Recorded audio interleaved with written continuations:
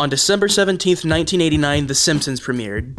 It completely pushed the boundaries and revolutionized the idea of adult animation.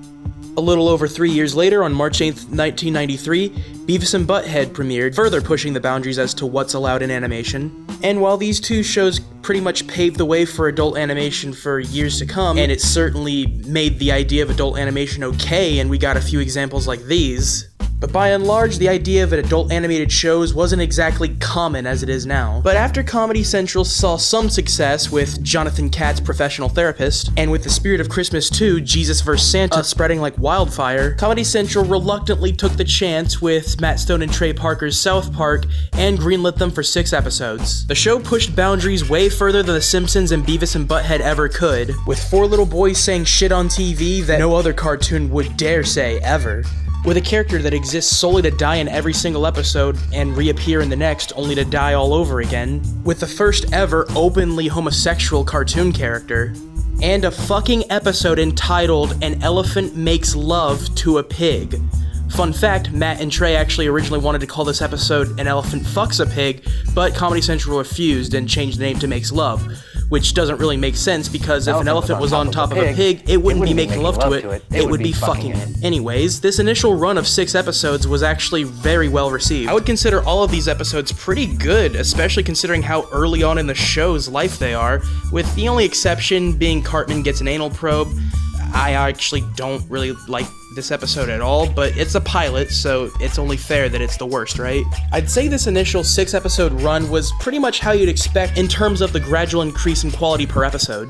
It very much is a case of each episode is better than the last, with Cartman Gets an Anal Probe being the weakest one, Volcano being the first pretty funny episode, Weight Gain 4000 being funnier than that, and so on and so forth. I would argue that in this entire run, the episode that lays the most groundwork is the last one, Death. This was the first episode dedicated to satirizing real-world events. Let me be abundantly clear, it wasn't the show's first venture into satirical elements. We had Jimbo and Ned's It's Coming Right For Us joke sprinkled throughout Volcano, which was based on a real story of a hunter who'd shot 2 baby cubs out of a tree, and when questioned about it, he said, well, they were coming right for me, even though they were asleep in the tree. Weight Gain 4000 pretty much mocked society's obsession with celebrities. Big Ao's Gay Boat Ride mocked society's preoccupation and general discomfort with homosexuality. And An Elephant Makes Love to a Pig gets into the biting issues of elephants making love to pigs. But Death is the first episode that's actually about satirizing real-world events, with the Terrence and Phillips Show acting as a representation of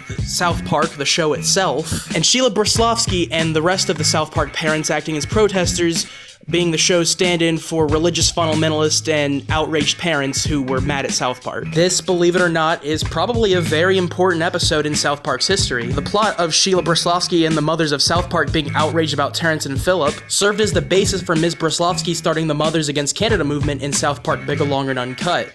But more than that, it started the trend of Matt Stone and Trey Parker using the show as a means to hold a mirror up to the audience, so to speak. To show them, hey, this is how silly you look. This is how silly the world is. Isn't it funny? After a short break, Stone and Parker were right back in South Park Studios working on the second run of episodes. It was just a short little run of 3 holiday specials, starting off with the show's first Halloween special, Pink Eye, which I cement to this day is still the show's second best Halloween special ever. It's just about the boys entering costume contests and going trick-or-treating, while an outbreak of pink eye goes on around South Park that almost completely ruins Halloween. Luckily, Kyle kills Kenny for being the patient zero of pink eye, and everything is restored to normality. The next episode was obviously the Thanksgiving special, Starvin' Marvin, where the boys donate $5 to a starving Ethiopian village so that they can get a Tenko sports watch. But due to some confusion, instead of being sent a watch, they're actually sent an Ethiopian child. And I guess there was also the small matter of the pissed-off mutant turkeys killing everyone. Luckily, the mayor had it all under control, though. Following that up was Mr. Hankey the Christmas Poo, to celebrate everyone's favorite holiday, St. Patrick's Day. All the parents and citizens of South Park are fighting because they can't agree with what is offensive Christmas imagery and what's okay. All the while, Kyle befriends a talking Christmas chocolate bar, but everyone around him thinks that Mr. Hankey is all in his head, a fabrication of his sick, twisted imagination, which leads to him checking himself into a mental institution for being a clinically depressed fecal philiac on Prozac, until Mr. Hankey finally reveals himself to the children and citizens of South Park, not only confirming that Kyle isn't crazy, but delivering the important message that instead of focusing on what's wrong with Christmas and what shouldn't be shown, the holiday season should instead be about togetherness, no matter what your beliefs are. It's about this time that fans of the show noticed that South Park actually had more heart to it than originally thought, with many people jokingly referring to it as the Peanuts on acid. This was around the time when South Park went from a pretty popular show to the newest mainstay juggernaut of adult animation. South Park was definitely detested by certain people for sure, but it wasn't as controversial as you might think, at least not yet. After another short break throughout the rest of 1997, in 1998, Stone and Parker returned to South Park Studios to get right back to work on the rest of Season 1. This final run of Season 1 is filled with, in my humble opinion, more home runs. It's kind of crazy to me to think that so many people look back on Season 1 as if it's a completely different show and it's so awful. I mean, it only makes sense to me why, everyone working at South Park Studios would think that, as they've since gotten way better, and it only makes sense that if your skills and product progresses in quality, that you would look back on the older things you made and think, well, by comparison, this is shit. But it's a pretty common sentiment that Season 1 and 2 in South Park are bad seasons. And while I personally don't agree that either of these two seasons are bad, I would agree that there's an argument to be had that Season 2 is one of the worst seasons of the show, but not Season 1. Yes, Season 1 is wildly different from what the show would end up becoming.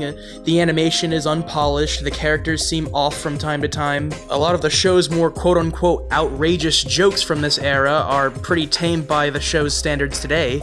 And every episode doesn't have a deeper underlying message tying everything together. But what Season 1 lacks in terms of fancy bells and whistles, I'd say it more than makes up for in heart and charm. Plus, part of me can't help but get a chuckle out of the characters that Season 1 tries to push that would later end up being pretty minor later on in the show. Like Jimbo and Ned. Jesus Christ, these two are riddled all throughout the entire season. It's almost a shame that their usage in the show fell off as much as it did. If there are any Jimbo and Ned fans, this season is the one for you. It's practically a Jimbo and Ned renaissance. Mephisto as well, and I guess also by extension his assistant Kevin. What the hell are you supposed to be anyway?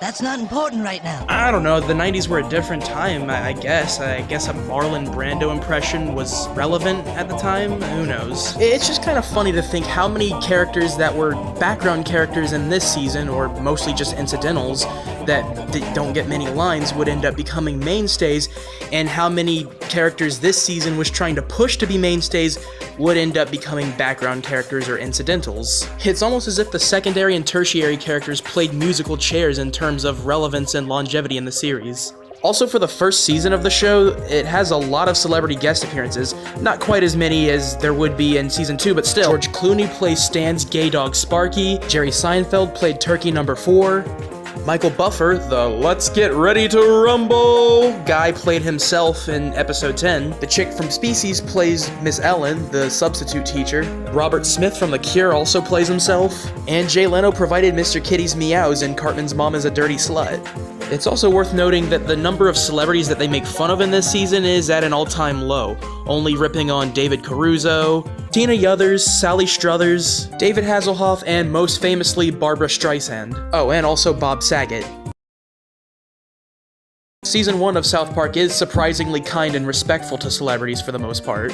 Who Season 1 of South Park is not very kind to, though, is Kenny McCormick, who gets the pleasure of dying in 12 out of 13 of these episodes. Luckily, though, in Mr. Hankey the Christmas Pooh, Santa must have given him the present of an episode without death. Or maybe it was just to make up for the fact that he died twice in Pink Eye. Or was it 3 times? Anyway, in terms of the season's most brutal death, I'd say it's a toss-up between An Elephant Makes Love to a Pig, where he's microwaved alive, or Mecha Streisand, where he's strangled to death by a tetherball. Neither of these two deaths are particularly gory, but I feel as though of all the deaths in this season, they'd probably be the worst to experience. Even if this season does have Kenny deaths that are probably more visually gruesome. And as this video draws to a close, I feel as though it's only fair we talk about how South Park Season 1 closes off, with a cliffhanger of the all-important question of who is Eric Gartman's father? And I'm sure that the South Park fans will be more than happy with the follow-up episode.